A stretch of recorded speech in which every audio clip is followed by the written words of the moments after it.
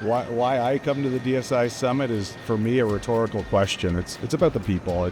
It's a great place to sit next to one person that makes race car parts and the next person that uses a CNC to make rings, and we each have interesting perspectives that we can share and push each other. It's the kind of thing that's just hard to not happen over a beverage or sitting around in a hotel lobby. Coming to events like this, where we get to talk to quite a wide range of customers, listening to their problems, that enables us to build a future roadmap that, delights our future customers.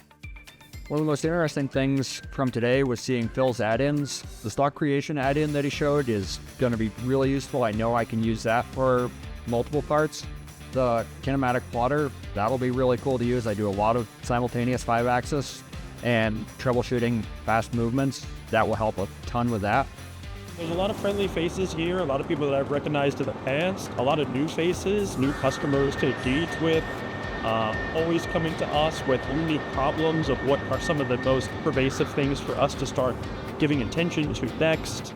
What I found impressive is the mixture of hands-on applications, people from small shops to large shops, prototype to full production, all was represented here, and really good collaborative discussions were had by all.